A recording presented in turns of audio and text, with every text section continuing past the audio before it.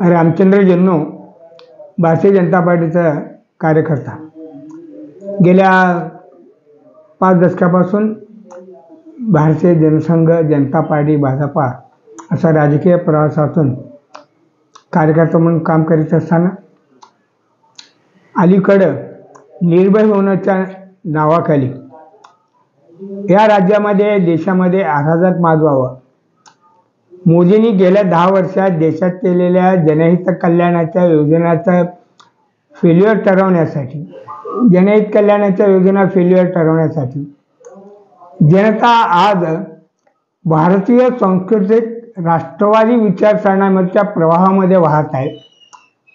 22 जानेवारीला प्रभू रामाचं जन्मठिकाणी अयोध्येमध्ये प्राण प्रतिष्ठापना झाली. देशातल्या जनतेने अभूतपूर्व त्याचं स्वागत केलं आणि ते सगळं देश राममय झालं.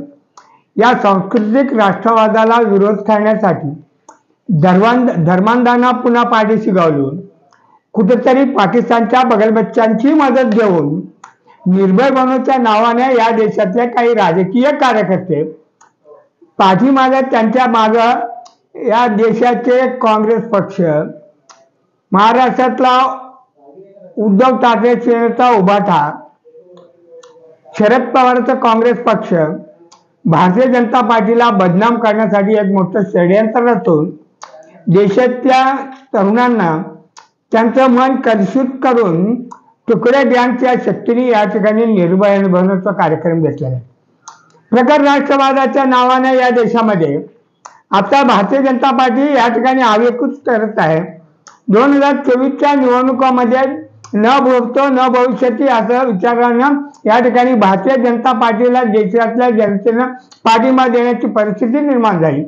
अशा वेळेला या देशातल्या अघोरी कृत्याला प्रवृत्त करून काँग्रेस पक्षाने, उभाट्याच्या उद्धव ठाकरेंनी आणि शरद पवारच्या राष्ट्रवादी काँग्रेसने ज्या पद्धतीने केलं, आम्ही त्याचा तीव्र निषेध करतो. एकीकडे देश जोडला पाहिजे. काश्मीर सारख्या ठिकाणी आपण त्या ठिकाणी विभाजनवादी शक्ती होतं, त्याला संपूर्ण आम्ही काश्मीर देशाला जोडले आणि आता या ठिकाणी तुकडे गँगवाले या ठिकाणी भारत जोडो न्याययात्रा नावाच्या नावाने काढून भारताचा तुकडे करण्याचा प्रयत्न यांनी चालवत आहे. सनातन धर्माचा अपमान करावा या मागचा त्यांचा मूळ उद्देश आहे. परंतु कधी नाही या देशामध्ये भारतीय संस्कृती जपणूक होऊन गेली 1000 वर्ष हिंदू या ठिकाणी गुलामगिरीतनं काढला. स्वातंत्र्याच्या 75 वर्षानंतर सुद्धा या ठिकाणची जनता आत्ता कुठेतरी जागृत होत आहे आणि त्यांना अराष्ट्रीय प्रवृत्ती कळते. या देशाचे आता यापुढे तुकडे होणार नाही. हा देश अभंग राहील. हा देश खंडप्राय देश म्हणून जो होता तो अखंड प्रदेश म्हणून राहील. यासाठी भारतीय जनता त्यांना तुडून टाकणार आहे, याबद्दल मला पूर्ण विश्वास आहे. परवा पुण्यावरती कार्यकर्त्यांनी हल्ला केला, याबद्दल काय म्हणाल? पुण्याच्या कार्यकर्त्यांनी त्यांच्यावर हल्ला करावा असा हेतू नव्हता, परंतु या ठिकाणी त्यांना अपमानित करून उपमुख्यमंत्री ठरवण्याचा जो प्रयत्न असल्याचा प्रयत्न झाला त्याचा त्या ठिकाणी परिणाम झालेला होता. कुठल्याही कार्यकर्त्यांनी त्यांच्यावर हे केलं नव्हतं. ज्या ठिकाणी स्वतः निखिल वागळे त्याला व्यवस्थित त्या सभागृहात जायला काय हरकत नव्हतं, पण त्याने कार्यकर्त्यांना खिजवण्याचा प्रयत्न केला म्हणून त्याची प्रतिक्रिया त्या ठिकाणी उमटली नाही. या ठिकाणी आता देशाच्या विरोधात कोणी काम करत असेल तो कोणीही या ठिकाणी त्यांना सहकार्य करणार नाही, अशी राजकीय परिस्थिती आहे. देशातला तरुण जागृत झालेला आहे. तो राष्ट्रवादी विचारसरणीचा प्रवृत्त झाला आहे.